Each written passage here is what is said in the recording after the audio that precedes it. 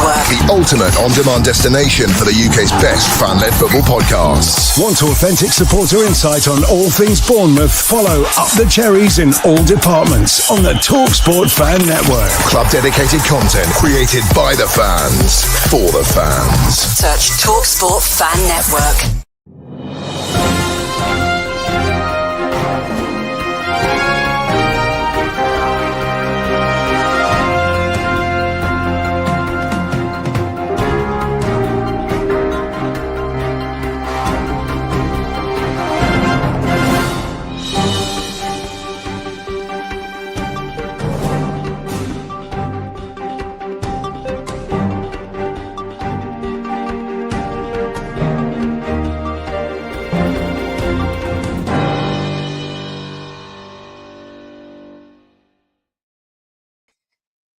Hello and welcome back to another edition of the Transfer Show live on Up the Cherries in all departments and also streaming live on Huddersfield Fan TV. So as I've mentioned, Huddersfield Fan TV, I can only now introduce my co-host, and that is of course Ryan Mather. Ryan, how you doing, buddy? Hello, Matt. Yeah, I'm doing all right. Thank you. How about yourself? Good to be back on here and doing another show, but my lighting still isn't that great, is it? Which is a bit annoying at the moment. You can still see me, guys, so we're all right. Anyway. Yes, it. So some few bits of news today to go through, but obviously we've got a special guest joining us. A lot of people that watch our streams will know him. It's John Sinclair. John, how you doing, buddy? Big up to you, Matty. Big up to me. I hope you're well. Thanks for having us on, man. Really enjoyed it. Fantastic. Yeah. Thanks for joining us, John. It's a pleasure to have you on, buddy. It really is. So, what we're going to do is we'll discuss a little bit about Newcastle's potential transfer window a little bit later on. But I thought we'd start with some of the news that's obviously broken today. Dyche has finally got the boot at Everton. Obviously... Well, they played us last Saturday, and obviously we beat them 1-0. They didn't look very, very good at all. But surprised by this, guys, or not? I mean, look, I'm a little bit surprised that decided to sack him. But then again, when you get a new owner sort of thing coming in, they pretend to have their own guys, own man to take over the club. But obviously, Sean wasn't their guy. But for me, I think they're quite worried about the league position, Matt, because the fact of the matter is, right, I mean, they're in big trouble in the league. And they're worried about how Ipswich is going to do, because Ipswich are slightly on the up, pick up some points where it really mattered. And they think this Sean Dyche cannot take them any further. But me personally, I would give him to the end of the season, because his contract's up at the end of the season, and then maybe get rid of him. Do you know what I mean? Who's going to come in now? That's going to be the $1 million question. I heard it's David Moyes. This plan's going to talk to him tomorrow about him taking over on a 6-month contract until the end of the season. Now, whether Moyes wants that, I don't know. He wants a bit longer because obviously he's a legend at the football club and he knows the club in and out.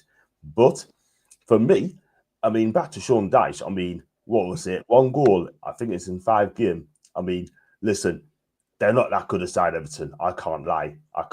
Jordan Pickford, without him, Everton being bottom 3. Yeah, no, totally agree. Ryan, what do you think, buddy? Yeah, I mean, I'm a bit the same like John, to be fair. I am a bit surprised. And also, I think the timing of it as well, you know, the fact that there was a game, obviously they're playing now and it's like being released this hours before a game. That's a bit of a strange one. Look, I think Dyche, I don't think was ever going to be the long-term appointment for Everton. From what I understand, really. I think he was one of those that was just going to come in and try and steady the ship a little bit, which he has done. Obviously, he's kept them up. But yeah, now, it'd be interesting to see which avenue they'll go down next because, well, Dyche's football is horrible and they've not been scoring many goals. And if you look at it from that point of view, they're not picking up enough points. But, look, yeah, so I'm a bit surprised at the time of it, but apart from that, not really at all. Yeah. It's going to be interesting to see who comes in, but apparently Moyes has already held talks with the current owners. So it looks like it's probably going to be Moyes. But when you have a look at some of the odds, that's the odds currently from Odds Checker.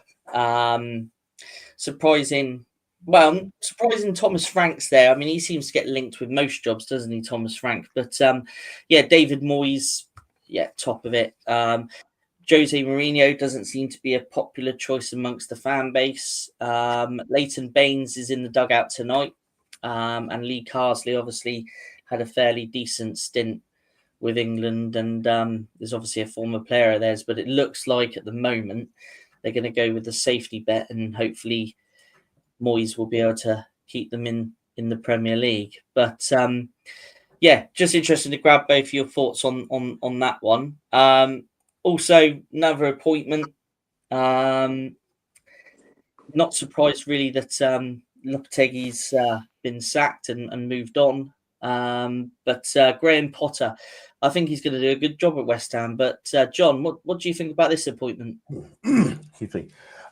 For me, I think Graham Potter needed a time away for the game. Yeah, he's expected to get a big club, and it hasn't happened. He wanted an England job, didn't come in, and he spoke to Ajax as well. Decided to turn them down, and probably something ain't right there.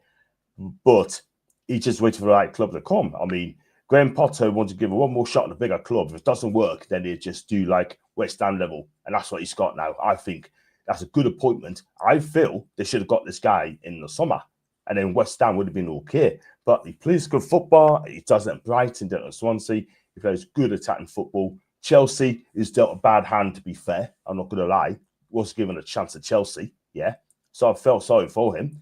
He should have stayed at Brighton, and that is the thing. But I think, for me, that I fear that Graham's got to get this right. I really do. But he'll get time. Then you look at the team, look at the squad. They've got some good players there. Kudus is a fantastic player. Yeah. Jared Bowen, fantastic. Fulkrug, I think he'll do all right now. I felt they need a run of games. But Antonio was there, and I hope that he gets better very soon, by the way. Mikel, if you're watching Mikel, I hope he gets better soon, mate. And he should speedy recovery. Yeah. But I think Fulkrug's going to be there. But I will see Somerville get more games. And I think he will under this manager. But Lopetegui, I think that's a wrong appointment at a wrong time. Yes, he was a fee. I think that appointment, I tell you something now, I'll tell you for a fact, right? It was not a right fit. It was heading for divorce before you even get started. Do you know what I mean? I'm not going to lie. But when you look at it, the football's been shocking, right? It's like a library, yeah? It's soulless, yeah? And the fans wasn't excited at West Ham. West Ham fans, what's the West Ham way, yeah? And there is a West Ham way, yeah? Playing attacking football. And I think this guy is going to come in, and I think he'll do a really good job at West Ham. He's going to take a bit of time, but all he has to do, get mid-table, go again. And I think West Ham's going to be really exciting under this manager. I'm telling you. Yeah. Ryan, do you kind of echo those thoughts? Yeah, I agree. I think this is definitely a really... It feels like it's going to be a good fit for Potter, and he will need a bit of time. But yeah, I think he's... I think he's obviously tried other clubs like Chelsea. I think Chelsea was never really going to work there. He just couldn't seem to handle the big egos in the dressing room. I think at West Ham, there is still pressure to get results. Of course, there is, but I think obviously it's a different level club that obviously not like Chelsea. So yeah, no, I think probably a good fit for them. But yeah, the Lopetegui, appointment before, I think that was a disaster waiting to happen. It proved to be so. Yeah, not surprised that they've changed the manager, and obviously now Potter's back in a job.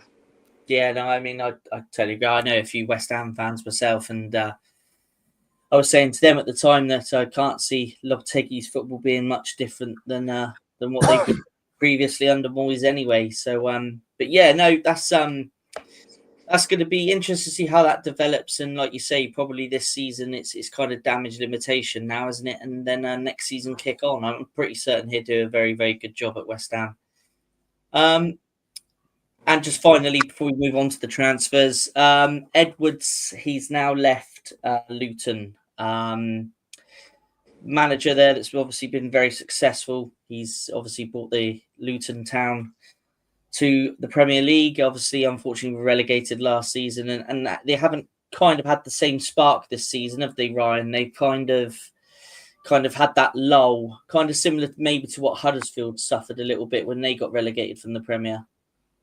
Yeah, no, look, Luton have really, really struggled, haven't they? Obviously, they've already lost 15 times. They find themselves in 20th place in the Championship, 25 points, only 2 points above the relegation zone. And yeah, they've been leaking goals left, right, and centre. They've not been scoring enough goals. And yeah, this decision was coming for a while. I'm not surprised to hear that obviously they've parted ways with Edwards, because it just wasn't working, and the fans were becoming obviously quite upset about everything. And, like I said, they're at the bottom. They fight relegation. They lost on Monday night against QPR. And obviously that was the final straw for the Luton owners to part ways with him. But, they need something fresh and they need something new. And it'll be interesting to see which direction they actually go with now, because obviously Edwards obviously has been there for a while. So who will they go with next? Will they be going for someone that that has had a good record in the Championship, or will they go for something a bit out of the box, if you could say so? It's no surprise. And like I said, Edwards were really struggling, and I think that when you start losing games, it becomes a bad habit, and it's hard to get out of that situation once you start losing those games. And I just don't think he's been setting the team up in the best way he could, to be fair, and he's defensively and stuff like that. And going forward, they've barely scored many goals this season. They've actually struggled really a lot of the time. So yeah. Yeah, no, definitely. John, obviously we both faced Luton twice last season, and I thought they had that kind of sort of dog in fight spirit about them. What did you think of Luton in the Premier last year? I thought Luton gave it their best shot. They really did. I mean, look, at the end of the day, they didn't spend a lot of money. I think Rob Edwards brought the players coming in who thinks going to do a good job for him. But they gave it the best shot. I mean, they didn't whittle. Yeah, they made teams hard to beat. They were hard to beat, by the way. Yeah, playing some really good football as well. Luton, do you know what I mean? It's uncompromising, and you know what I mean. It's tough side of play. I thought the two lads up front were really, really good. And at this moment in time, I mean, they just lost a lot of games. That's the problem. So they fought to the very end. Rob signs a new 4-year deal. And then it hasn't worked out. Lost some good players, yeah? When you lose some good players like Ross Barkley, that hasn't helped him, by the way. That really didn't help at all whatsoever. And then it's like a sinking ship. For me, I mean, do you think he deserves a sack? Definitely not, because he's got credits in the bank. I think he's been a bit unlucky. Do you know what I mean? And I thought he would give him to the end of the season, go again, and then give another go. But Luton are scared of going down to League One with a new stadium up on the horizon. Do you know what I mean? Should have gave him at least time until they get a new stadium and see how it goes. But the fact of the matter is, it's a result-certain business, unfortunately. Yeah, and Luton will have to fix up real quick. They need to fix up real quick. Otherwise, they could go down to League One. It ain't over yet, but they need to start winning games. That's the problem. And whoever comes in, it's got to be a young, dynamic manager that's going to come in. Luton's a fantastic football club, yeah. They really are. And it's heart in the community. And they get 11,000 every week. And I think whoever comes in will have to fix up. What they could have done, they should have gone after Mark Robbins if they really wanted to sack him. I think Mark Robinson is down the right. Do you know what I mean? Championship experience, he knows all around. So hopefully, they could have got him. But if you look, who's out there? Who's going to take that job on? I'm sure others will, with the new stadium coming in. So, yeah. Yeah, no, that's a good point. Actually, who will take that? Who will take that Luton job? It's a case of watch this space and let's see how that one develops. But let's get on to the transfers and let's start with the EFL. Let's start with the Championship. Ryan, obviously, going to talk us through some of the ones that you've picked here. This one I think is kind of like a mega star kind of signing. This one for Sunderland. Yeah, absolutely. Obviously, there has obviously been an update today. Obviously, he has actually had his medical at Sunderland now. So he, obviously, it's a matter of time. It's going to be a loan deal with an obligation to make the transfer permanent. But I think it's an interesting one, this, isn't it? Obviously, because 24 years of age, this guy, obviously a midfielder. Now he signed for Roma he signed for Roma from Rennes last summer for £19 million, but he's really struggled for game time, at Roma. Now, obviously, he also had other interest from the likes of Sevilla and Real Betis as well. But the link here is the fact that the manager, Lebris, is obviously, he's obviously been. He's been his player at Lorient when they were together at Lorient. So the link there is there to see, obviously. And I think sometimes when you have a player like this who, you know what I mean, that has worked under a manager before, they have that relationship, and I think it can really work really well, and I think it will work really well. I don't know much about him, to be fair. I've not seen him play, to be honest with you, but see, Sunderland are flying high at the top of the championship. I do think they need to just keep winning games, and I think, is this their time when they get back to the Premier League? Because they have been trying to get out of the championship for a while. So hopefully, I don't know, maybe so. But look, it's an interesting time. I'm intrigued to see how he gets on, to be fair. Yeah. John, are you reckoning that you're going to see the Derby back in the Premier League next season? Wow. I tell you what, anything could happen, Sunderland. I think if they're going to find a way, I think they're going to go up this season. I really do. How they do it, I do know. I think it'd be for the playoffs, I think, for Sunderland, to be fair. Would you swap Roma to live in Sunderland? Do you know what I mean? It's a crazy one, isn't it? It's a crazy one. It is. I tell you, if they pull this off Sunderland, I tell you what, that'd be some signing, even on a loan fee. Do you know what I mean? Yeah. He is a good player. Plays for Roma. Went to Roma. They're struggling for game time, like you said. And the fact of the matter is, it's just I think if they get him and he hits it off, I tell you what, he can make a difference. He can make a difference. You know what I mean? I'm not saying it's going to be the Peter Beardsley sort of thing. It's going to change the game and change our dynamics. But this guy, I think it's going to be a really good sign. I mean, I think to myself, why are we not over this guy? Why can we not get him in the Premier League? Do you know what I mean? Get him on loan. I tell you what, find a way. Get rid of Sean Longstaff. And this guy can fit in straight away. But I truly believe Sunderland have got a gem with this guy. A gem. And I think he is a really, really good player. But he has to speak Macam, by the way. And he has to learn that quickly. Let's have a look at your next highlight, Ryan. Yes. So I believe this guy is actually on loan there, and now they've agreed a fee. Is that right? Or am I wrong on that one? Yeah, sorry, just getting my notes, but I don't need to have this one on my list. Hang on a minute. Sorry, guys. Can we move on to the next one? I need to. Right. So here we are. Because I forgot, I hadn't made an extra note. Obviously, I'm doing my notes in the background here, but I didn't actually have a note for that one. Although I should have done, because I was meant to do it anyway. But look, this is an interesting one, isn't it? Obviously, Diaz from Southampton, who has really struggled. To be fair, I'm not surprised he struggled at Southampton, because they've all struggled at Southampton. Yeah, he has. But I just think that the fact he felt like he was out of the picture there, he wasn't getting much game time as well. And obviously, sometimes you just have to drop down to the Championship with Sheffield United, of course, and a loan deal until the end of the season. I think it's a sensible move, because he needs to be playing minutes. There's no doubt there's a talent in there, absolutely, but he just hasn't been a good fit at Southampton.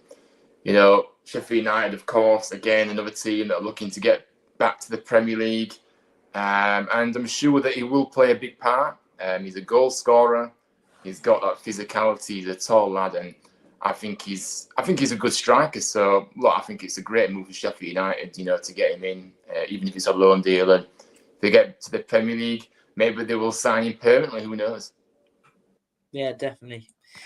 Let's see. Now this one, I think there's been some developments on this one as well, Ryan, hasn't there? Jones from Middlesbrough. I believe he's been linked to or they accepted a fee from a couple of clubs, and he's now picked his club where he's heading, I believe. Yeah, so yesterday, obviously, I did my notes. Yesterday, obviously, West Brom and Luton have obviously had both their bids accepted from Middlesbrough. Now, obviously, the deal led to believe £5 million of add-ons, but initial £3 million to be paid up front. Obviously, had a choice between the two sides. Obviously, Luton have actually seemingly got their man. Obviously, he's had his medical. It was due for his medical today.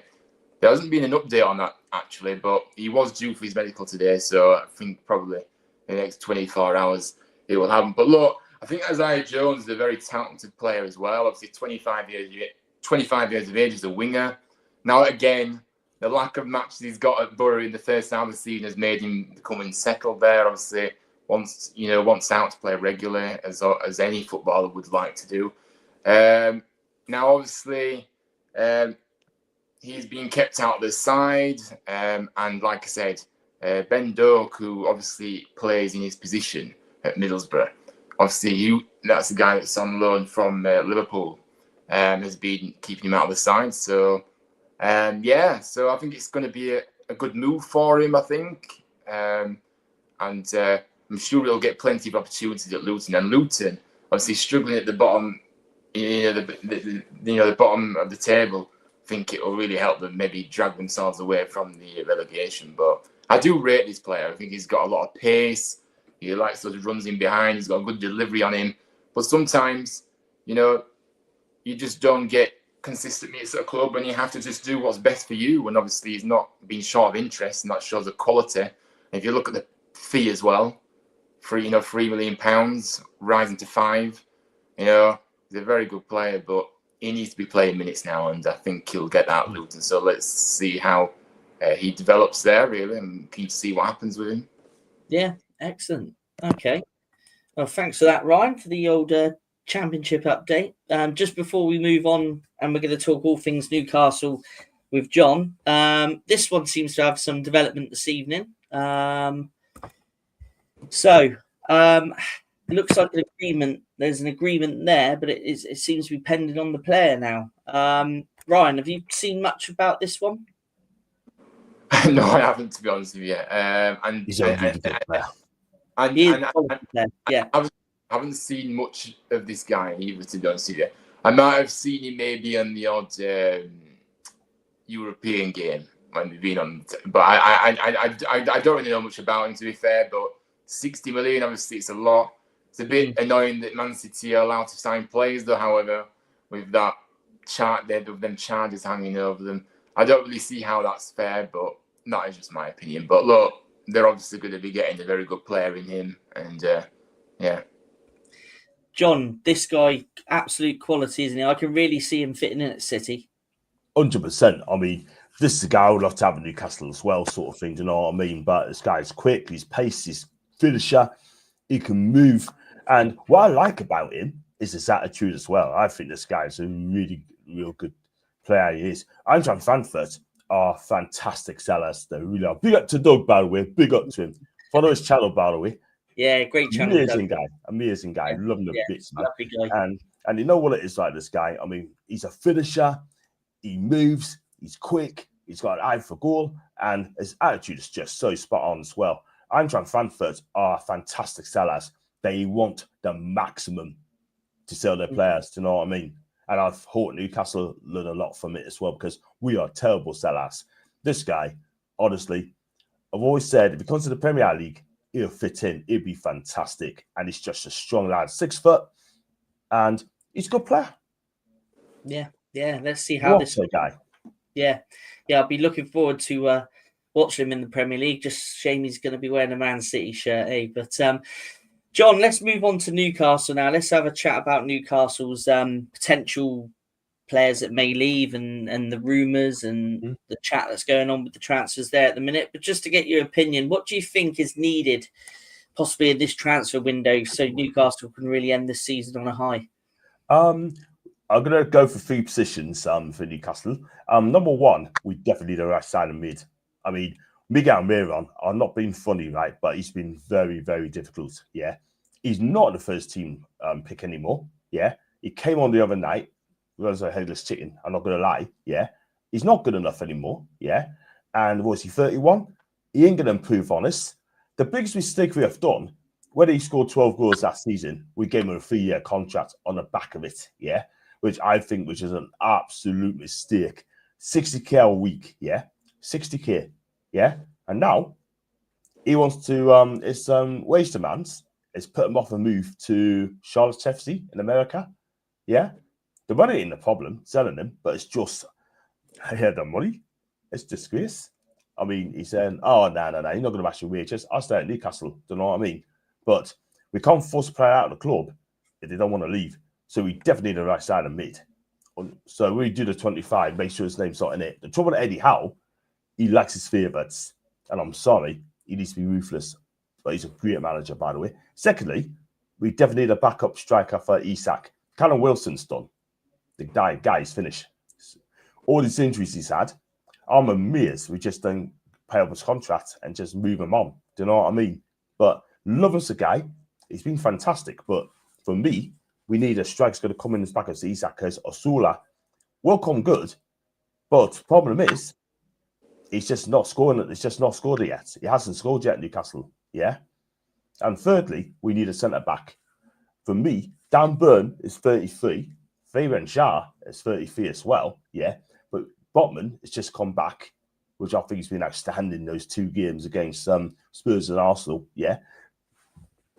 But the one thing I'm going to say, we definitely need a centre back. The sales is done. Yeah. But if Fabian Schär does sign this new deal, he could walk on the free. And we definitely need a centre back in, a younger centre back. So it's going to come in and make a difference. That guy for Lens, right, from Pakistan guy, I think he is, he could be off City as well. So we're going to miss out on him. So, excuse me, if we can get those 3 players, we're in a golden position for Champions League football this season. Yeah. We get those players in to improve the team. Cool, that'd be fine. But I can't see the Barca leaving at the minute. I really can't. There's been rumours that he could go off to Saudi. I kind of see him leaving at the minute. Yeah. But it's on about getting another goalkeeper, James Trafford, from Burnley. Why? So this is the current news going around. Apparently, Dubravka's he's meant to be going to Saudi, isn't he? Yeah, Shabab. Yeah, that's the rumours. Yeah, there's been a lot of rumours because he used tears after the game, after that 2-0 win against Arsenal. For him, I mean, do you think he should go? Personally, I mean, I think it probably either stay at the end of the season or you make that move to Saudi. And if he goes, then I wish him all the best. Simple as that. But what we need, we don't really need a new goalkeeper. What we need those positions that I've mentioned, you know what I mean? But we're missing a trick here. We're missing a trick. I mean, look, if James Trafford comes, cool, that's fine. But he's got to play behind Nick Pope. Simple as that. He will come good. I'll back this guy. But personally, I'll hang on to the back out in a minute if we can. If he goes, I wish him all the best. Yeah. Well, I watched the Arsenal game the other night and I thought he played well and he seemed quite emotional at the end, didn't he, Dubravka? Which kind of is that kind of goodbye. And in terms of Trafford, I agree with you. I think one day he's going to be a quality keeper, but I don't think at the minute he's going to dislodge Nick Pope if he was to join Newcastle. Sorry, cutting there. This is the thing. I think you should stay at Burnley. Come back at Burnley next season to go up. Yeah. Prove yourself first season. Get some experience. Yeah. And come to us in a couple of years' time, maybe. But at the end of the day, right, I think he's going to be a great keeper. Eddie Howe is hell bent of buying the British. That is the thing. No disrespect. But at the end of the day, we need to get priorities right. We need to get, like I said, those 3 positions, man. But it seems to me that Eddie's gone for other positions, yeah? He's too loyal. for players like Miguel Almiron. Jacob Murphy's played all right, I'm not going to lie, but he's got to do it every week. That's the thing. Yeah, no, I totally agree. There's a couple of people in the chat. Obviously, Doug, we've just been speaking about the goalkeeper there. He's also asking, are Bournemouth in for a striker with Unal's ACL injury? We're going to touch on that a little bit later on, but it looks like we're probably going to have to be. We've recalled Jefferson from his loan spell at Watford, and I don't think we can just get by on one striker. So, yeah, I'd imagine we may have to go into the market. But yeah, we'll discuss that a little bit further on. And we've also got Joshua back in the chat. And he's saying that you can have Anthony from Manchester United, John, if you're interested. Yeah, I tell you, Anthony Joshua. Don't know what I mean. Well, we've got to ask you, sorry. all this talk about this man here, the goal machine at the minute, Alexander Isaac. What a player. 150 million, but surely he's not going to go this transfer window, is he? I tell you what, that would be foolish to let him go this January. Absolutely foolish. And I'm not being funny, right? But if you're going to keep this guy, we have to get Champions League this season, top 4, top 5. Yeah. For me, I'll keep the guy because this guy is world class. We are not going to get a better striker than Isak. Do you know what I mean? I mean, you tell me who else is out there to replace him. Probably Vlahovic for Juve, yeah? And Gyökeres from Sporting Lisbon, yeah? But they're not going to come to us. That is the thing. Who's got out there? And I can't think of anyone else. I mean, they'll probably have what PSR, but at the end of the day, this is what the Premier League wants. Do you know what I mean? Yeah? We cannot spend money. We cannot spend money because of PSR, yeah? So the fact of the matter is, I'll be absolutely gutted if Isak goes at any time because I think he's the best striker we've ever had. I mean, alongside Shearer. There's no one. 63 million quid. I mean, Arsenal should have got this guy. That they're missing an absolute trick, yeah? This guy is world class. I don't care what anyone say, yeah? We have got to win the Carabao Cup. Yeah, we've got to start winning trophies, yeah? To make him happy. Do you know what I mean? To do that in the summer, if he's still there, we have to get rid of the players that ain't good enough, yeah? I'll talk about Miguel Almiron, yeah? Matt Target, yeah? Jamal Lascelles, Callum Wilson, right? That's 4. Sean Longstaff, that's 5, yeah? We need to get rid of these players. We need to get rid of them because they cannot match this guy's ambition. None of them can it, yeah? But he's worth more than 150 mil in my eyes, to know what I mean? I'm not going to lie because this guy's world class. We got to make damn sure we are tough sellers as well. That is the minimum, guys. I'm not going to lie. If you told me, apart from Erling Haaland and the world-class strikers out there, like I mentioned, do you know what I mean? Gyökeres, they want 80 mil, yeah? Vlahovic, Juve probably want about 60 mil. This guy, he is tough for the pops, the real deal, and he's an absolute ragamuffin. Yeah. This guy is the best striker in the Premier League by a long way.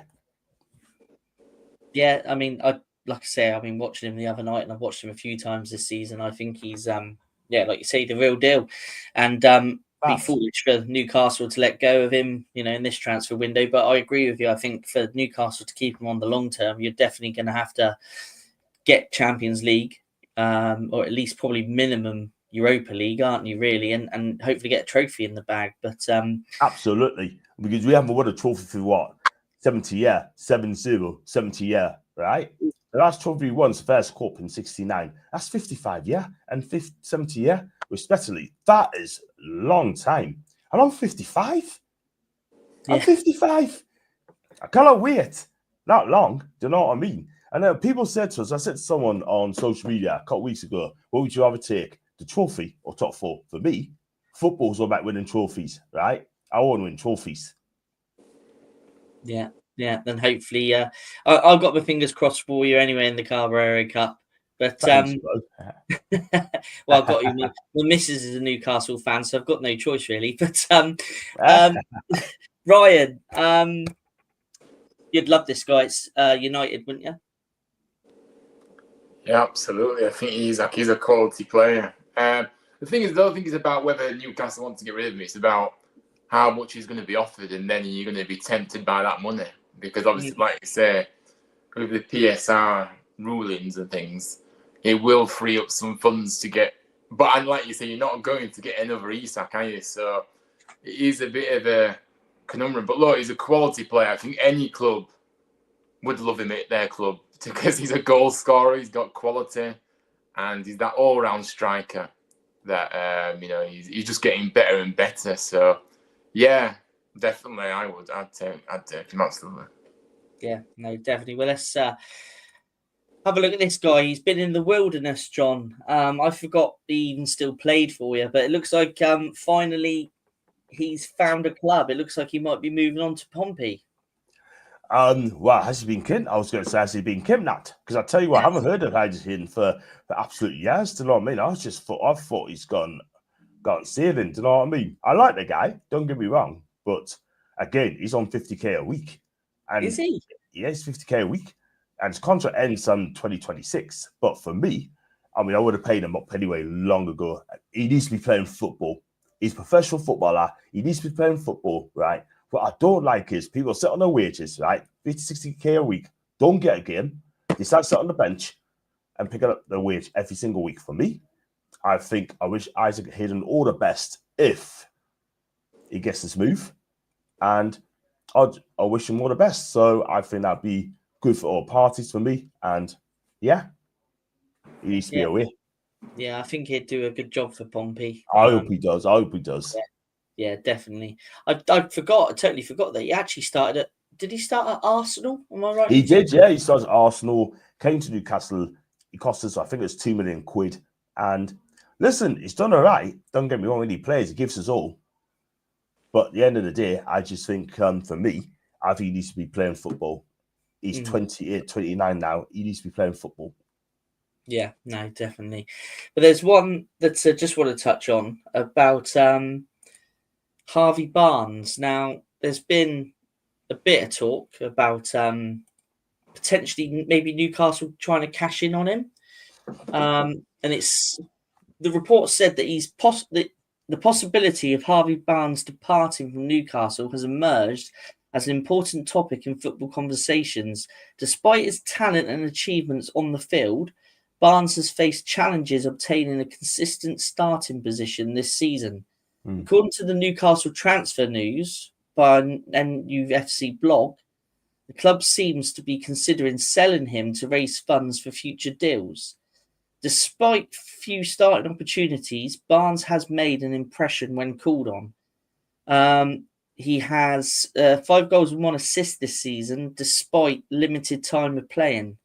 His ability to change games off the bench shows his value to the squad, but it also raises questions about his long-term future at Newcastle. Now, John, do you reckon there's any sort of truth in this? Could this be a possibility that Newcastle may cash in on? Because I think this guy's quality. I mean, I love watching this guy. But do you think it's a case that Newcastle may cash in to make room in the squad to bring others in? Or is this just absolute nonsense? I think it's nonsense. I really do. I mean, we've invested on this guy. We paid 38 million quid on a 5-year deal, right? I'm not going to lie. But since he came on, he's done all right. But last few games, he's been really quiet. I mean, he scored against Brentford, but also that shocking pass as well at the same time. But the bottom line is, I like him. Don't get me wrong. But on his day, he's fantastic. But he needs to be playing with the first team. And he'll play on Sunday against Bromley. I'm guaranteed he'll be playing against Bromley on Sunday. Yeah. But for me, I'll sell other players first. The names I mentioned earlier on, I sell them before Harvey goes as well. Do you know what I mean? Yeah. But for me, I think that's nonsense. Absolutely nonsense. Otherwise, he would have been talked about by now. I'd be absolutely surprised if he was to be away. Yeah, because when I saw this, I thought this was a bit of a bizarre one, really, Awful. because he's like you say, there is a lot of dead wood that you've already sort of named. You've listed 5 that you would obviously move on, and I wouldn't understand why Newcastle would be looking at selling and moving on some quality like this when they've got plenty of other sort of dead wood in the squad that they could ship on. But there is one player that is attracting, quite a lot of attention and has done since he's been at Newcastle. This guy here, Bruno. Now, Bruno is said, obviously he's been crucial for Newcastle in recent seasons, but due to the financial constraints and the club's need to adhere to the Premier League's profit and sustainability regulations, may couple them to sell key players such as Bruno. Man City, now this is a club that I could see him playing for, to be fair. I think he'd fit into City's squad pretty well. But they seem to remain the favourites to sign him. And it looks like already Newcastle have on their radar potential replacement. I'm not going to try and pronounce his name. I'll let you have a go, Ryan, if you can see it. That's it. That's it. I mean, could you see? I mean, Bruno, there's a lot of talk about Bruno every transfer window about him going here, going there. But do you think there is going to be that point, especially maybe in the summer window with the likes of Kevin De Bruyne rumoured to be maybe leaving City? Could you see maybe City coming in for a cheeky offer? Let's put it this way. I can't see it. I mean, look, Bruno Guimaraes is happy at Newcastle United. He's got a family. They're settled. I can't see him leaving anytime soon. I cannot. And that's a fantasy. I mean, he loves it in Milan. He'll be at Inter for quite a while because I think this guy is really good, great player. I think he's got the world at his feet, this lad. And he's destined for the very top, this guy. Inter will not sell him. No way. Absolutely no chance. He is brilliant. But, I mean, I'll tell you one thing. I'd love to sign Davide Fertese. I really love to sign this guy. Yeah, the right send anyone. But Bruno Guimaraes will not be leaving Newcastle anytime soon. He loves this club and he wants to be a legend at Newcastle. If we win the Carabao Cup, right, by beating Liverpool or Tottenham, which I think we will, then I think that'd be amazing. Can you imagine the players, the City would be like if we won the Carabao Cup with Bruno Guimaraes there? He's going to love it. And I don't think he'll be leaving Newcastle anytime soon. So whoever's making that least reports again, Matty, then it's just an absolute disgrace. Yeah, because some of our fan base, especially local newspapers, I'm not going to mention names, but they just make it up as they go along. And it ain't true. Nobody knows. No one knows. Yeah. Well, there's one player that seems to be getting linked to every single club. I just wonder what your opinion would be. I've got an opinion on it, but this man's being linked with just about every club. Rashford. So I read a little piece today that apparently Newcastle was one of the clubs that was named amongst others, as well as AC Milan and God knows what other clubs. But if he was to come to Newcastle, do you reckon Eddie Howe could get the best out of him? Could he become an asset to Newcastle if there was any truth behind the rumours? Me personally, I wouldn't have Rashford in my team, to be fair. I'm not going to lie. But his attitude's not right in the minute. Do you know what I mean? You look at his performances at United, I'm sorry, but it hasn't been great. I know he's had a lot of problems. He's gone to Belfast around telling the club, and also as well, his attitude is so wrong. And he just hasn't really performed. And there's a reason why Amorim has not been picking him. Because he hasn't been good enough. And he's just not in the right frame of mind. But I heard Napoli wants him as well. And Borussia Dortmund too. So I think he ended up going to Dortmund over Napoli, to be fair. Because I think that he'd do well in German football. And he'll fit right in. So I think he needs to wait. I think he needs to wait from United. Start afresh. Start a new career. Move on. Yeah, no, that's fair enough. So definitely not one for Newcastle then in the future. Nah, wouldn't have him, mate. Wouldn't have him. No. Okay, no, that's fair enough. Yeah, no, it's great to hear. It's great to hear your opinions on some of the gossip and that with what's going on with Newcastle. But yeah, that's great. Is there any other sort of players linked to Newcastle at the minute? Other names? Not in a minute. Just not in a minute from what I've heard. But we definitely need a right side mid defender and a striker. But it's all quiet this end of the minute. I'm not going to lie, but we just wait and see what goes on. I mean, Eddie Howe's played it close to his chest. Always does, yeah. Always does, and that's him. So yeah, it is what it is. We just have to see what happens, bro. And I think things will be on the up. Yeah, well, let's hope we get that trophy in the bag in February. Fingers crossed, man. Fingers crossed. 1 foot in the final already. So yeah, let's just hope you finally get that trophy. This one here, he's gone out on loan again by the looks of it. Ryan, I don't think he's ever going to really settle at Arsenal. Yeah, I know. And the thing is with what they do with these youngsters, is they keep them on loan. They keep sending them out on loan near there and everywhere. And I think it doesn't really help the player. I think really a permanent move would have been a better deal for the player. And clearly isn't going to get a look in at Arsenal anytime soon. So, yeah, not surprised that he's gone out on loan here. But I think clubs that have these youngsters on board and they just keep sending them out on loan, they're not putting the players' interests best at heart, in my opinion, because clearly isn't going to play for Arsenal. So, I mean, that's all I'm going to say, really. It's not surprising that he's gone. And so he'll be more comfortable back in his homeland as well. So I'm sure he'll be happy to be back home. So, yeah, I'm sure he'll probably, he might even just stay. He might end up just being permanent at the end of the season anyway, right? So. Yeah. Keith, what do you think of Bill going? As a Huds fan, I would be glad he's gone. Stay tuned and I'll answer that question, or someone will answer that question for you very shortly, because hopefully someone will join us for the Bournemouth part. If not, I shall give you my views on it. Another one that caught the eye as well. I thought this guy played for West Ham, if I remember rightly, didn't he? He did, yeah. And I thought he was a good striker. But he seems to be on the move. I think he's had a couple of loan moves, hasn't he? I'm not sure. He's on his way on loan again. But that kind of wraps up just a couple of random ones I spotted during the day. Yeah, before we move on, we'll have a quick chat about Bournemouth.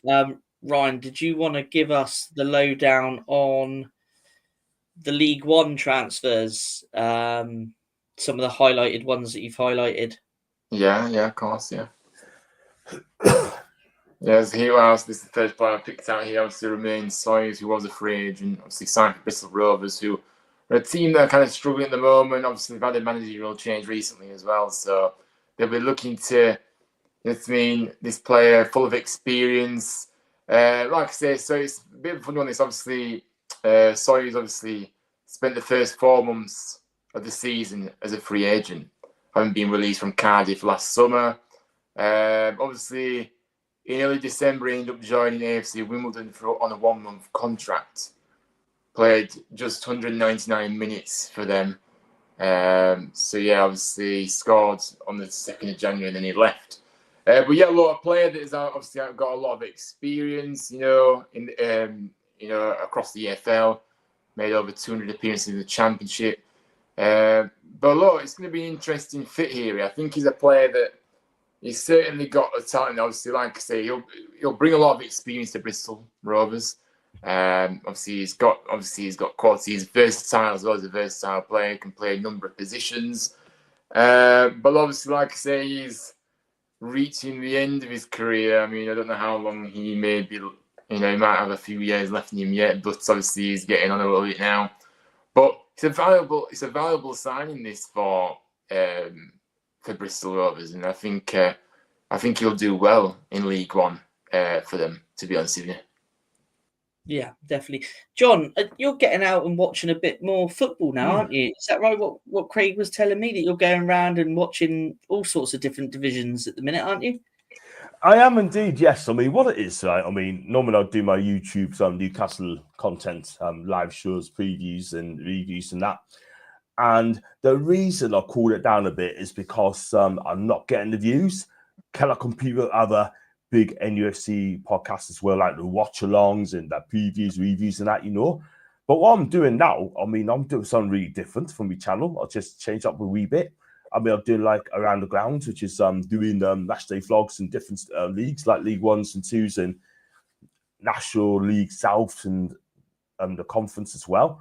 And the one I did, which is very interesting, guys, is the one in Torquay United, doing top of the league in the National League South, yeah, by a point. And I've been there. They're getting about 4,000, just under 4,000 FA home game. That's Torquay United, by the way. They had 5,000 against Truro City the other day, right? And I'm in the pop side section, and their fans have been absolutely amazing, yeah? Absolutely amazing. They goes, what's your channel, blah, blah, blah. And they want me back, yeah? I mean, I've been to Torquay, I've been to Bath City, I've been to York City, Morecambe, Blackpool, Forest Green. Yesterday, I've done 3 Scottish games. I've done Dunfermline, Dunfermline, Partick and Celtic. And there is mainly hospitalities as well. I do a little bit of hospitalities with it as well. Hospitality vlogs, like the food, the Asher complex inside, interview the people as well, fan cams. Do you know what it is, Matty? I think I found my niche on my channel, do you know what I mean? But something different, something new. And do you know what? When you look at other podcasters like Around the Grounds, you got Togden, you got Fusion Josh, you got Stump Peg. They're big YouTubers, man. And I just want to follow their lead. I really want to follow their footsteps. Don't get me wrong, I'm not going to be as big as them, but I just want to do it in my own way. And so far, it's been amazing. Yeah, no, it's just going to definitely check out some of your videos, because Craig was telling me about it the other day, and I said when I get 5 minutes, I'm going to check some of them out because it sounds very different. And yeah, very fair play to you, John. Fair play. Ryan, this one, Wrexham seem to just be linked with pretty much every player that's going to cost a bit of money at the minute, aren't they? Yeah, especially in the striker positions, because obviously they do need some more goals in that department, the same as what we do. So yeah, look, obviously this is an interesting one that's come out recently. Obviously, Collie Woodrow, who, yeah, obviously was playing Premier League football as recently as last May for Luton, of course. But just one start this season, obviously, has left him, really down the pecking order, and obviously just not getting games, and he's become very unsettled again. But look, the Championship and beyond did prove too difficult for Woodrow. 2024, obviously 30 years of age now. He does have an impressive record, his goal scoring record in League One, and could obviously, really help Wrexham get promoted once again. Now his solitary season in the third tier saw him score 16 goals in 31 appearances as Barnsley achieved promotion in the 2018-19 season. So yeah, look, replicating anything close to that will be a real big thing for Wrexham. Now, his lack of game time is a bit of a worry, because obviously he will be demanded a lot of, he will be demanded, to be really, he'll demand a lot from Wrexham really if he does sign. And but there's definitely a talent in there. But like I said, he hasn't played much football, but I think it would be a good move this for Wrexham, in my opinion, because like I said, there's talent there. If you can get him playing some minutes, you will get goals for him, and he's proved it at this level as well, even if it has only been the one season at this level. Yeah, well, let's see what. Did he play? He played for them in the Premier League, didn't he? Yeah. That's what I said, but I don't think he barely played. He may have a few. Just a bit part player, wasn't he? Yeah. It was nothing. Yeah, he wasn't really playing much. Yeah. Okay. Well, to join me for the Bournemouth section, I've managed to secure a bit of a celebrity, which I haven't told you about. Now, I don't know if you all watched over Christmas the Gavin and Stacey Christmas special, but I've managed to actually secure James Corden, believe it or not. But, wow.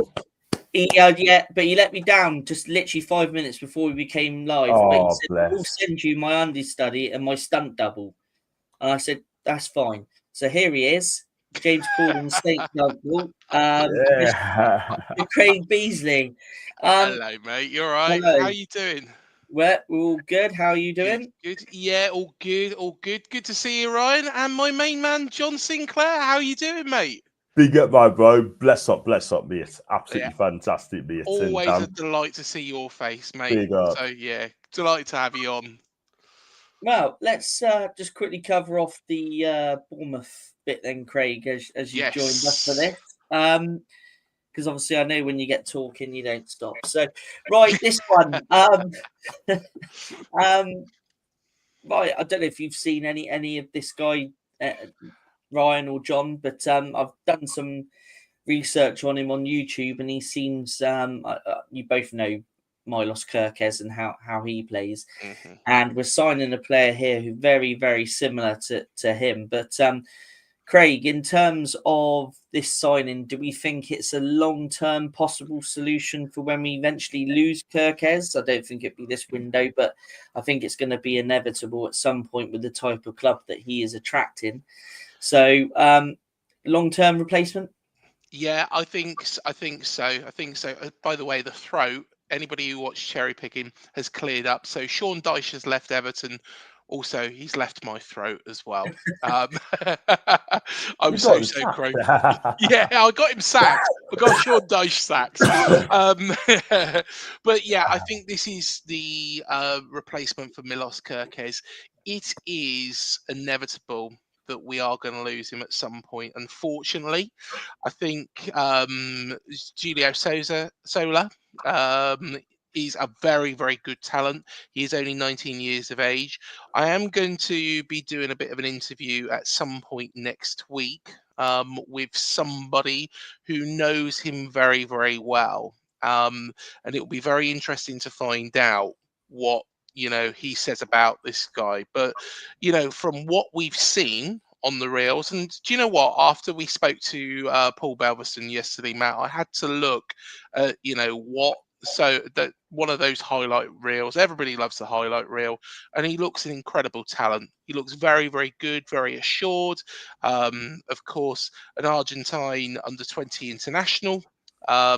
So it's exciting. It's exciting stuff, and it's kind of following, dare I say it, that Brighton model that we've got that succession planning.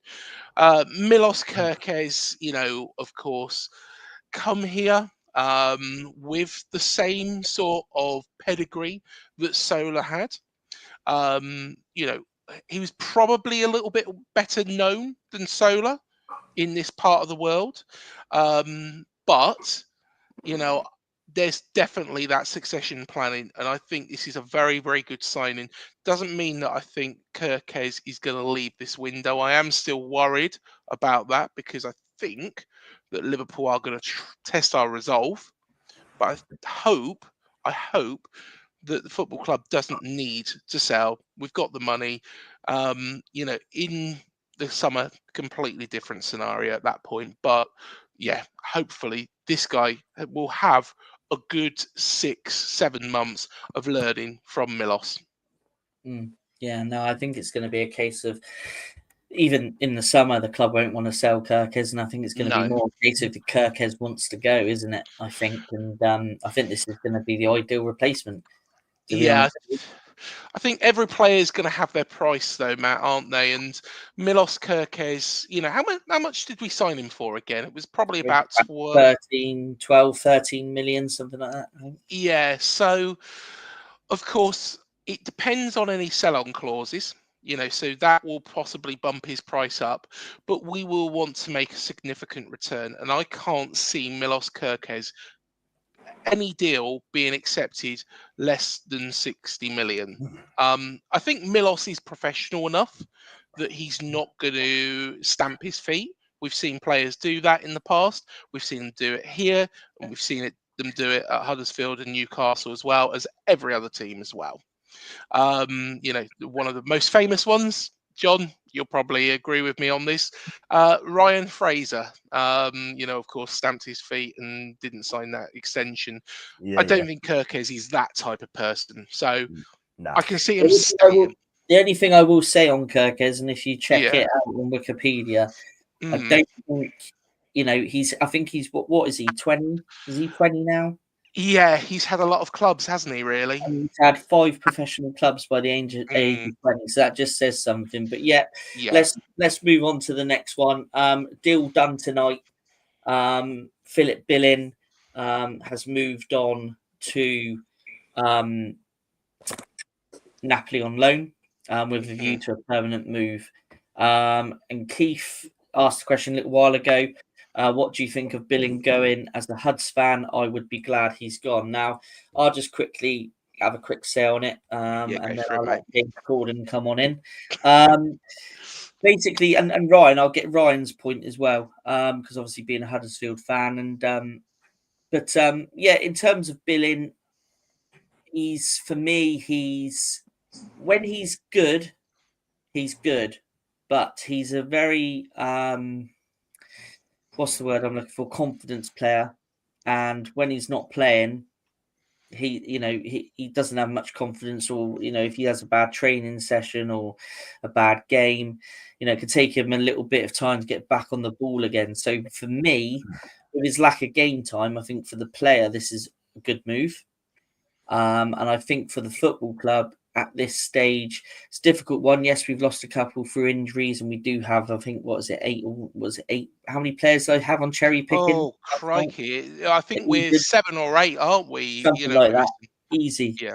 7, 8, something like that. So, but in terms of this player, I think what it might do as well, from our point of view, is possibly free up some wages to sign maybe a striker or another player during the window. So I think it will work out eventually, good for the club and good for the player. But yeah, on his day, Billing can be, I think, a really, really good player, and especially when he had that partnership with Solanke when he was playing in behind Solanke, he created and he scored goals for Bournemouth. But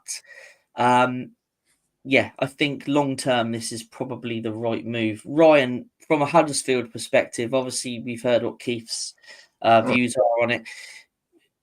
What do you think of firstly Billing as a player, and secondly to this move? Yeah, obviously, Billy, I remember him at Huddersfield, obviously. And yeah, look, he was good on his day.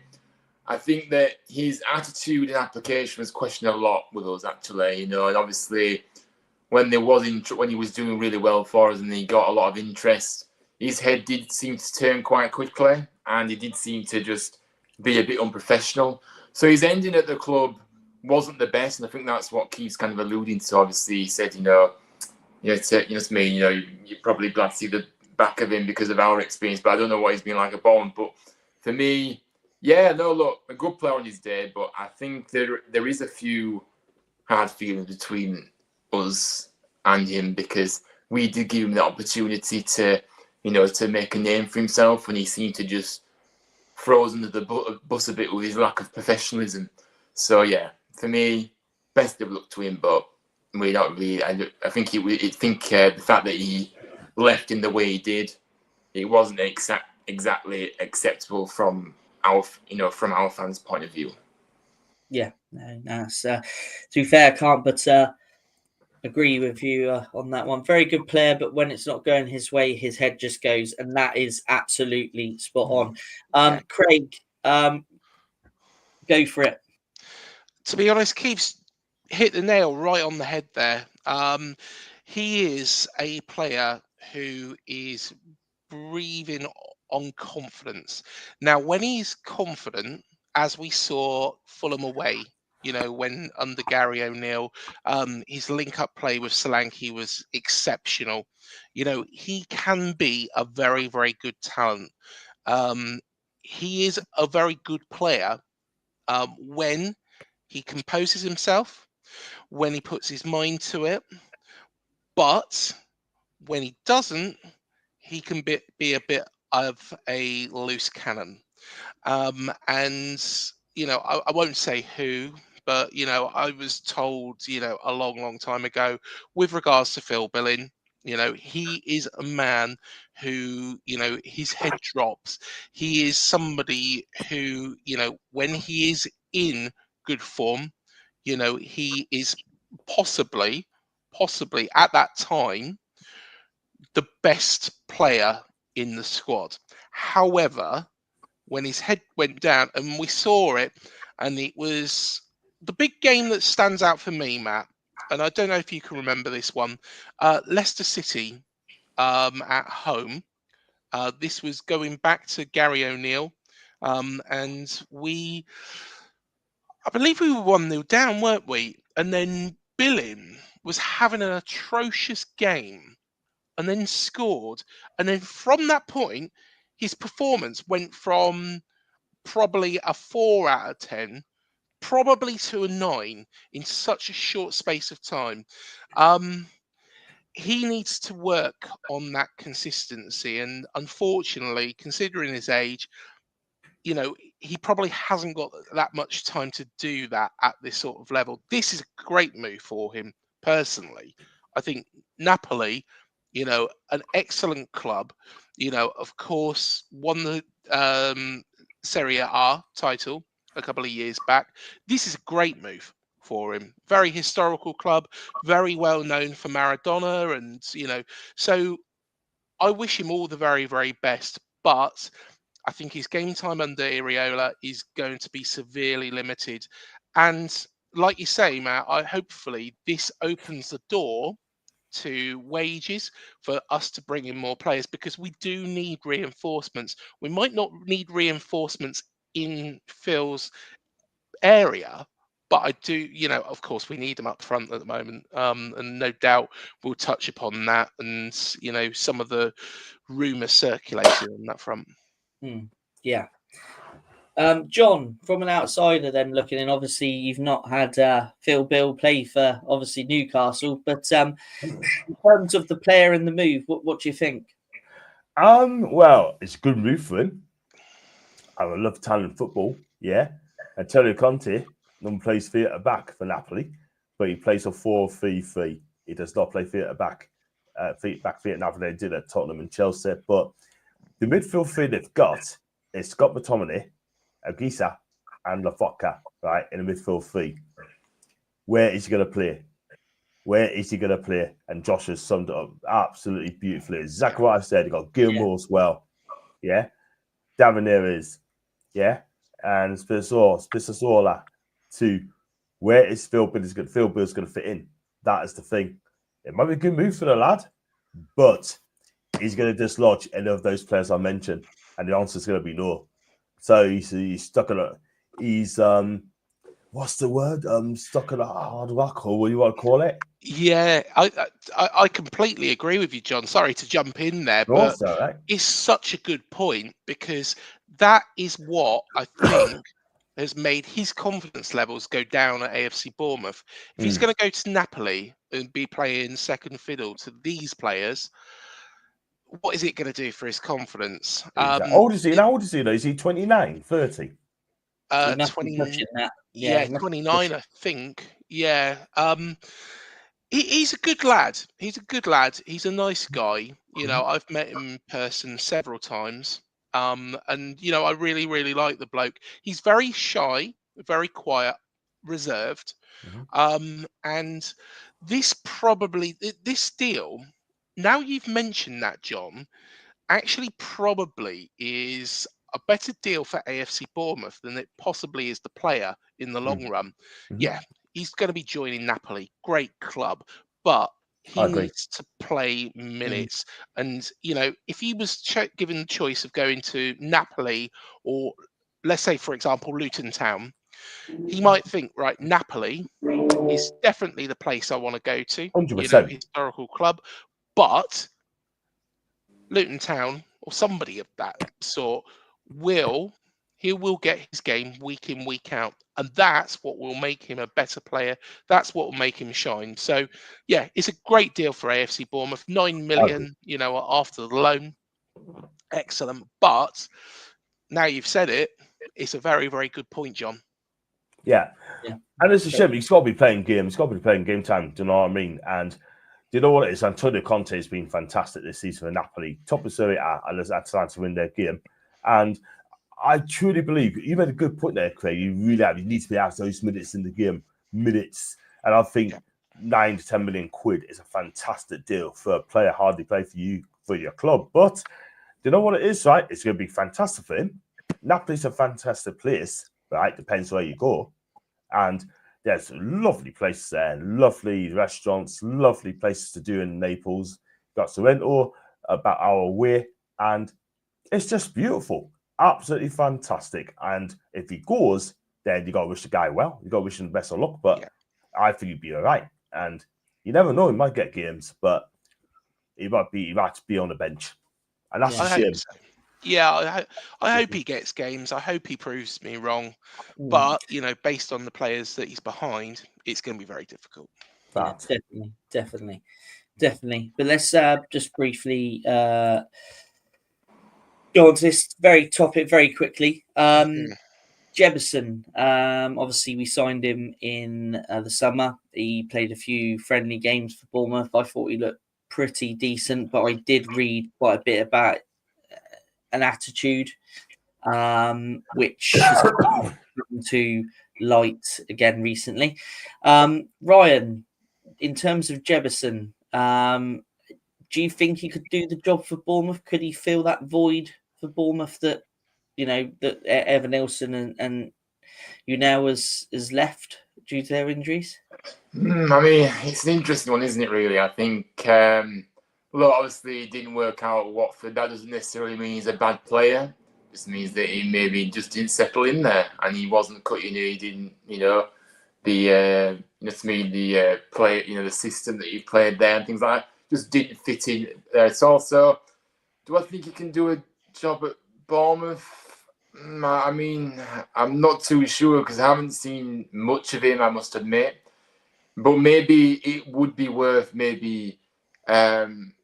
looking at sending him back out on loan somewhere else, potentially. And maybe getting somebody else in that you need. Because, to put all that pressure on somebody that... I think the fact that he's had a really poor spell, I think his confidence will be really low, to be honest with you. And I think he'll need to... there'll be a bit of pressure, at Bournemouth, obviously playing the Premier League as well. So, yeah, I don't think so. But the fact I think you've only recalled him because of how bad it has gone at Watford. I don't think it necessarily means that he's part of your plans. I just think it means that you just want him to come back, because if he's not going very well and he's not playing, then what's the point in keeping him at Watford? It's not going to do the player any good, is it? So, yeah, whether he's part of your plans will remain to be seen. Maybe he deserves a chance, just put it and see what he can do. Maybe that's the best outcome. But for me, I think maybe a loan somewhere else might do him good for now, for the rest of the season. Yeah, that's a fair enough point. John, do you know much about Jebison? Have you seen much of the player, or? I don't know a lot about the guy, to be honest with you. But, I mean... sorry, excuse me. But I don't know a lot about him. But for what I can see, if he had a poor loan at Watford and he put up a comment about social media, upset his fellow Hornets mates, that doesn't come... That is, I'm afraid, it's not going to help him whatsoever. I don't know what I mean. I mean, he might have got potential.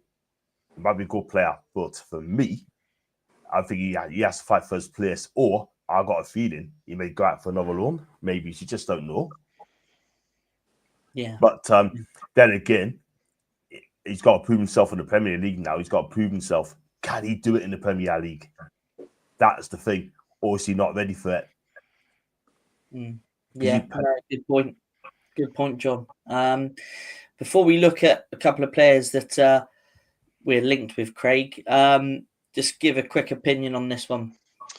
I kind of see Ryan's point, because I think, it hasn't gone well at Watford. I was just having a little look because, of course, Watford put up an X post saying that we'd recalled him. And some of the comments that, for example, there's a guy called Michael that's commented and he's put good.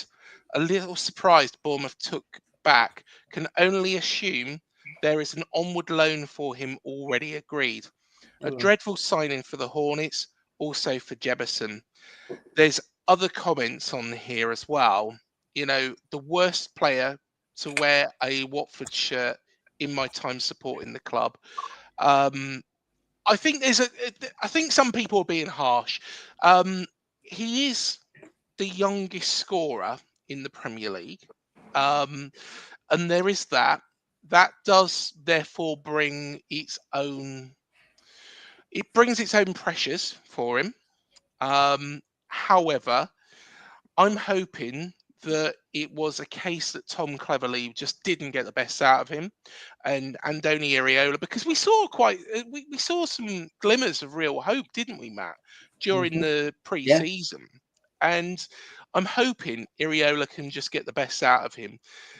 He is pretty much our only option unless we put Semenyo up front or we play, well, of course, Sinistera's out. So it's probably going to be Semenyo or Clivert out of their natural positions into that up front role.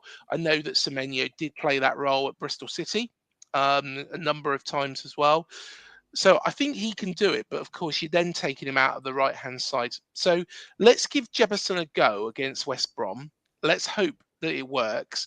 If it doesn't, we need something. I'm sure Frano and Tiago are working on getting somebody else who will be able to basically step in to this role, because I think we need it, and it's probably going to be from the continent or even further afield.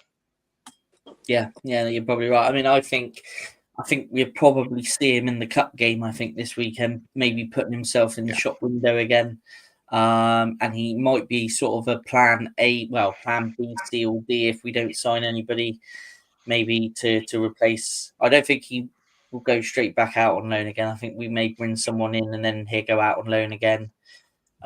Just like when Dom left, he was kept, wasn't he, until we got Nilsson across the line. I think it might be something kind of similar to that again. But let's have a look at a couple of the strikers that we are linked with. Now, for me, I'm not too sure whether I would sign either of them. But John, just to start with yourself, out of these two, if you were in charge of signing a new striker for Bournemouth, do you think either of these two would take your fancy? For me, I mean, the both injury prone at the minute, but for me, I take Evan Ferguson. I don't think Calvert-Lewin's the answer for me. Don't get me wrong. Under Ancelotti, he bigged him up, saying how wonderful the striker is, But since he's left, he hasn't really done it, hasn't he? Do you know what I mean? When he's not, in his match fits, he's okay, but Newcastle wants him as well. I say, no thanks. Don't want Calvert-Lewin. I take Ferguson all day long because I think this guy, when he stops getting injured sort of thing, this guy is destined to the very top. I like him. Really like this kid. For me, if you're going to go for it, I'll go for Ivan.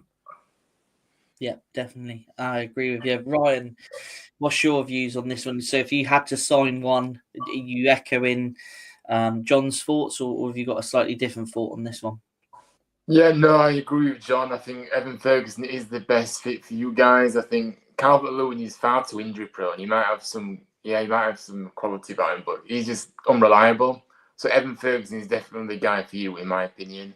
I don't think he's done that great for Brighton recently, from what I see. He did kind of come on the scene, he did well, and then obviously he's kind of slowed up. But he doesn't really get many games, does he now, for Brighton? So, look, I think it would be a good opportunity. I think it would be a good move for him.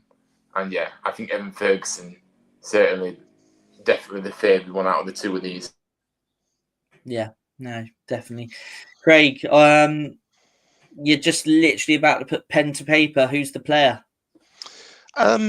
Personally, the better of the two is Evan Ferguson, 100%. You know, he's the player that I'd want. However, are Brighton going to let him come to AFC Bournemouth? No, of course they're not. At the end of the day, they want European football. They don't want to make us stronger. He could score goals that could get us into Europe rather than them. I think, therefore, Dominic Calvert-Lewin is the most likely, even though Everton are in this relegation battle. It does kind of make sense because Dominic Calvert-Lewin has kind of fallen out of favour there. I think that they will be looking at trying to bring somebody else in, Everton themselves. But hand on heart, I would like us to have a go, and I know West Ham are in for this player. I know it's unlikely. I know it's going to be difficult, but you know where I'm going with this. Marcus Rashford. I'd like us to give it a go, see if Manchester United will pay a percentage of the wages. It would be a big outlay per week for Bill Foley, but Marcus Rashford could be the key that unlocks Europe for us. Wow. Ryan, you got yourself a deal by the looks of it. Yeah, I can't say that's a long shot, that, Craig. I don't think that would be happening. And plus, I think United, from United's point of view, I think they do want him off their books fully. Like the way, obviously, I know you're saying about the wage kind of things. I don't think the deal doesn't suit United by doing that. United need to get him either sold or on loan, but the club that he goes to pays all the wages. So I'm not sure it would work that personally. I don't To think be honest, yeah, I do understand where you're coming from. I think sometimes though players do run their term at a football club, a bit like Phil Billing maybe has run his term at AFC Bournemouth. I think Rashford has probably run it at Manchester United. You could No. say Dominic Calvert-Lewin has run it at Everton. I honestly don't think that he is seen or will be seen by David Moyes or whoever comes in there as really somebody that they want in the squad. However, if he was to say, for example, Dominic Calvert-Lewin comes in, I will be a bit underwhelmed. I'll be a bit disappointed, but Iriola may get more out of him than Sean Dyche and that style of football. So, hey, if he can do that, prove me wrong. It's not the first time I've been proven wrong by Iriola. Let's be fair. He did it right at the start of his term as well at the football club. Um, I think it would make sense. So, hey, it's interesting. It's interesting. I think whatever happens, my the ideal would be that we had Evan Nilsson and Enisu now both fit. That's not happening. So whatever happens now, we are probably going to be underwhelmed, whether or not it's a youngster. And we'll be doubting, well, can they get straight into this squad? Somebody that may be a little bit further afield that we haven't got much knowledge of. Or it's going to be a signing like Dominic Calvert-Lewin or, Evan Ferguson, who hasn't really done much at Brighton this season. Marcus Rashford, for me, at this moment in time, we know what he can do. If he can get back up to those levels, great. It might not be a deal that works for Manchester United, but it might be a deal that, he performs for Bournemouth, gets us into Europe, and then it's going to be easier for Manchester United to shift him to somewhere else. I can't see him permanently signing for Bournemouth because we can't afford, what is it, 200,000 a week or something? He's on more than that. He's on 350. But Craig, you're saying you want Rashford. Do you really want?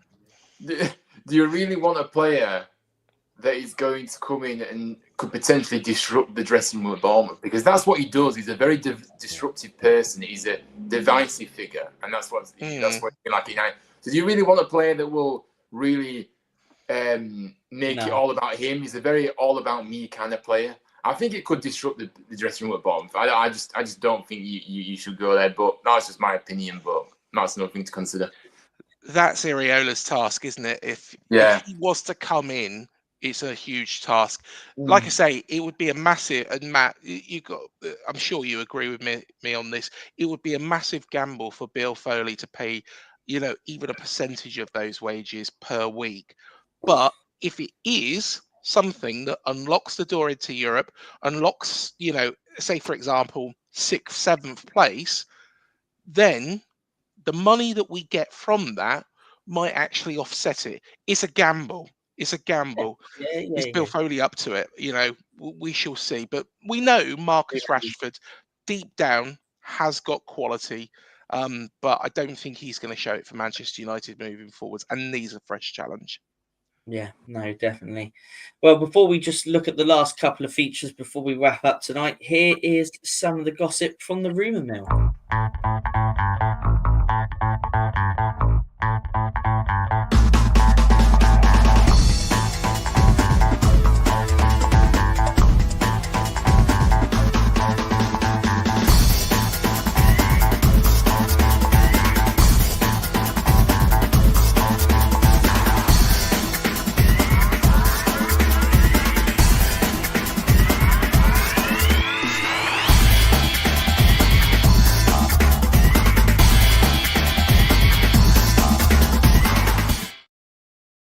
That's funky. That is. I like it.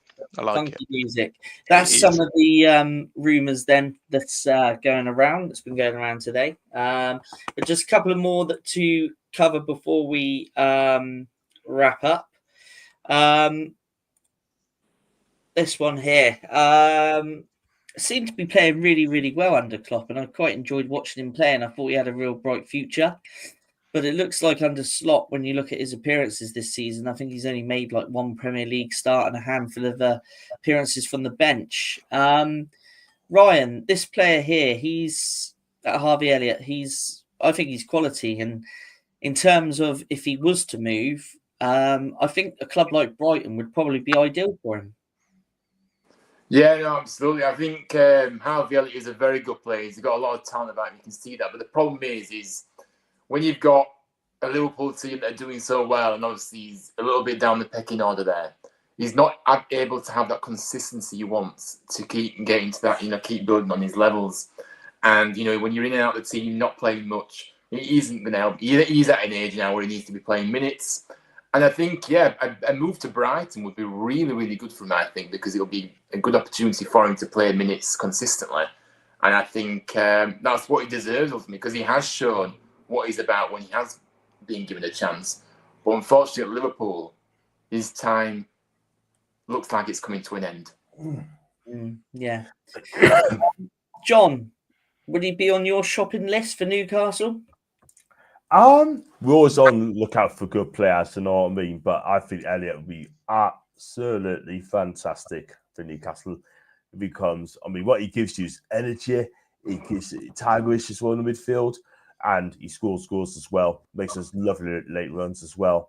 And the thing is, though, right, I don't know if Newcastle fans will take to him because the way he upset the Newcastle fans, I'm not sure they're going to take him. But I think, I'm going to be honest with you, I think if it's available, then it'll be all forgotten very, very quickly. But it'll come down to money and where we fit into the midfield.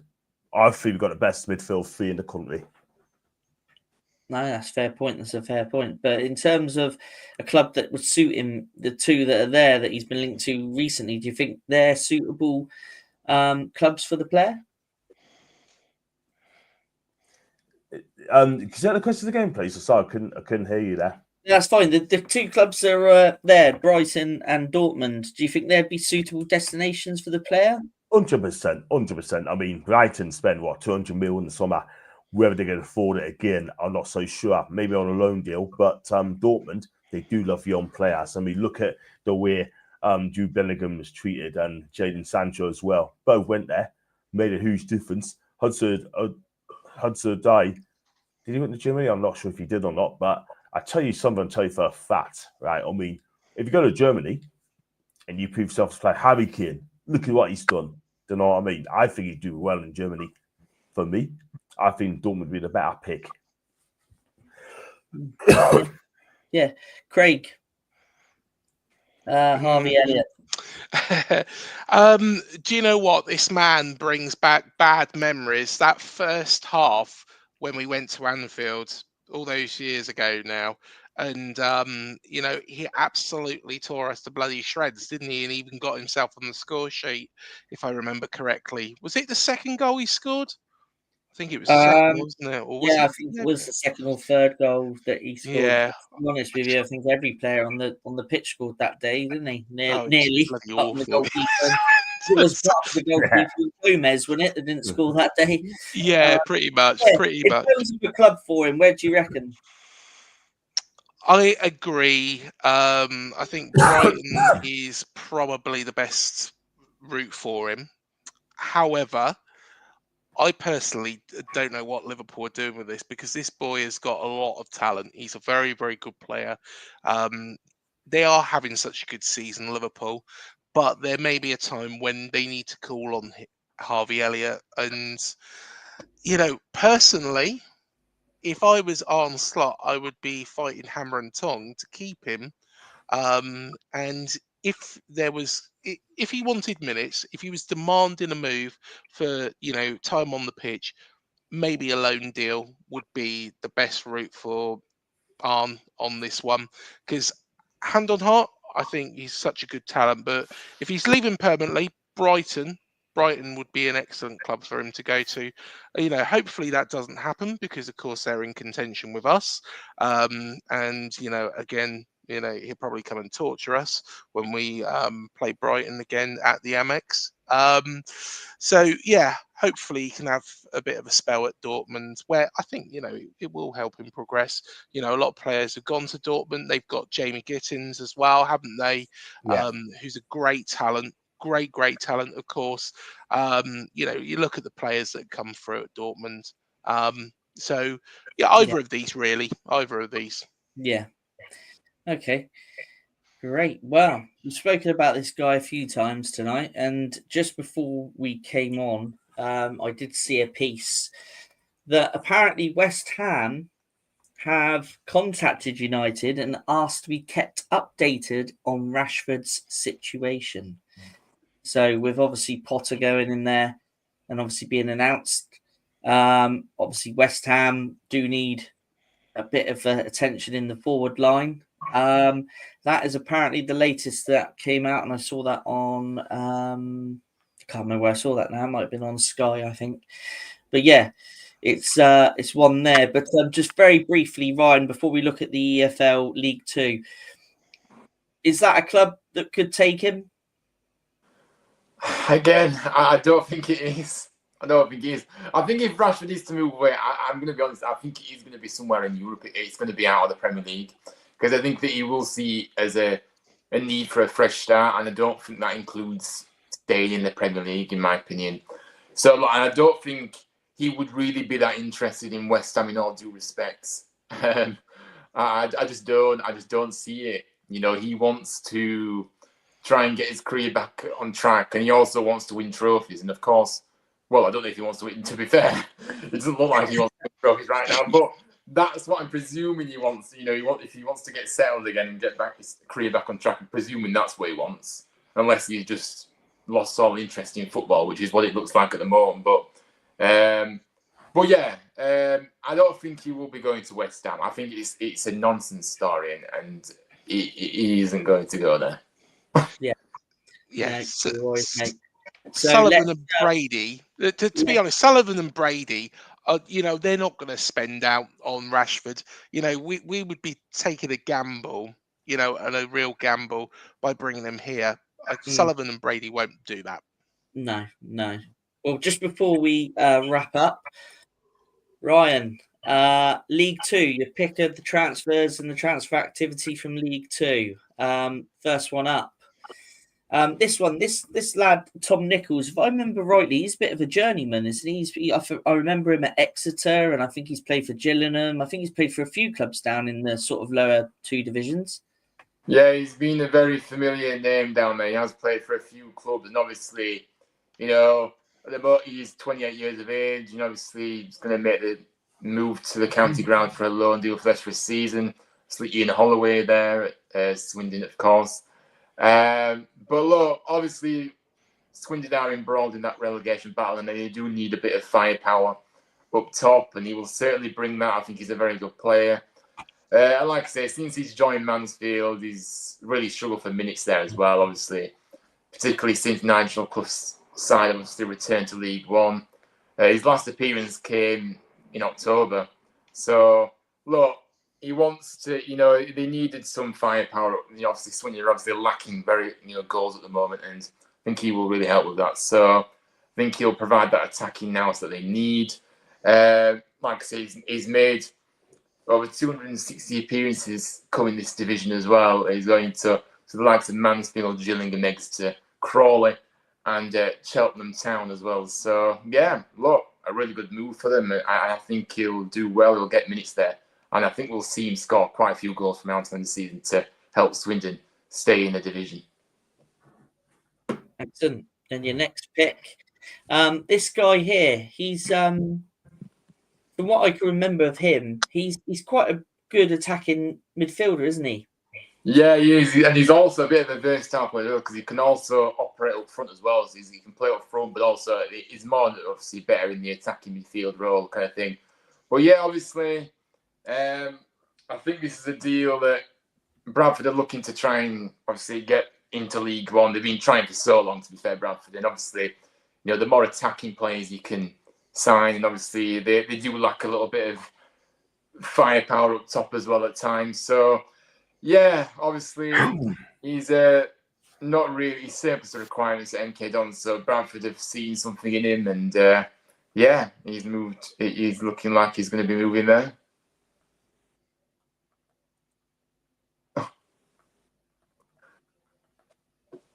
Yeah, again, another player that I think is a player that, look, he's very highly thought of at Sheffield Wednesday, actually, this guy. A very, very good player. Obviously, Carlisle are a team that is struggling in League Two at the moment, and I think with these kind of loan deals, it can really benefit. Obviously, he's still very young as well, this guy. So I think it's just about getting out and playing some senior minutes, and I think a League Two kind of starting point is a good kind of way to start. But he's got a lot of talent. They're really highly thought of at Sheffield Wednesday, and they do believe that he can really push on with them eventually. But they just want him to kind of go out on loan and obviously experience first team football really at senior levels. So yeah, that's going to be interesting to see how that pans out for the rest of the season. Yeah, because we've got a lone player there. Maybe we've got two there, I think, and they're doing pretty well up there. So it's not a bad club, and we've had players over the years go on loan to Carlisle. So yeah, decent move for a player that wants to get some game time and experience. But that kind of brings the show to a wrap. So thank you to everybody for tuning in, everybody in the chat. Greg, thanks for jumping on and speaking about Bournemouth and some other bits for us. It's been great to have you on. Yeah, not a pleasure. Not a problem at all. Not a problem at all, mate. And we've got some really good stuff coming up. We do have a preview, which is actually coming up tomorrow. I won't say who it is, but keep your eyes peeled. Hit like, hit subscribe, hit the bell button, and you'll be the first to find out about what it once it is all uploaded. And John, just give your channel a shout out, buddy. Thanks for coming on tonight. It's been a pleasure to have you join us. No problems at all. I really enjoyed coming on your channel, guys. Absolutely fantastic. And if you're from Bournemouth, guys, if you're Bournemouth fans, please hit the like, subscribe button to UTCIAD. And it's a fantastic channel to go on. And for me, I'll do around the grounds. I'll do all the different stadiums, England and Scotland. And I'm going to try and do some Irish ones next year. That'd be brilliant. So, guys, if you'd like to watch, hit the like button, John Sinclair TV, and it is free. And the links are in the description as well. And the one I'm going to do is Walsall on Saturday against Tranmere. That's my next vlog. Then I'm going to do Cardiff against Swansea, and then Southampton, Newcastle, and then Newcastle, Fulham. Oh, excellent. So some good stuff coming up there. Ryan, what's coming up on Huddersfield Fan TV? Yeah, there'll be a preview for our game this weekend, which is a bit of a doubt actually going ahead. Obviously, playing Shrewsbury, but obviously they've not got solid heating. Obviously, the weather at the moment seems to be difficult. But we're going to do a little bit of a preview just in case. And I've been very consistent this week actually on my channel. So yeah, that's what's coming up. I can't think what else is coming up on the top of my head. Preview, reviews, everything. I don't know. We'll see. But yeah. Yeah, definitely. Well, yeah, thanks to everybody for joining. And myself and Ryan will see you again next week. We have another couple of guests lined up. Ryan, who's our guest next week? It's going to be Josh, of course, from True Gooner. Very good channel, very great guy. I've made friends with him over the years, and I think he's a great guy. And Yeah, I'm excited to have him on, and he's going to be a good guest. I'm really excited for that one. Yeah, that's who's going to be joining us next week. Excellent. Right, so we'll be back. Myself and Ryan will be back next week at 9 o'clock to discuss some more transfer dealings. And between now and then, take care, and we'll see you then.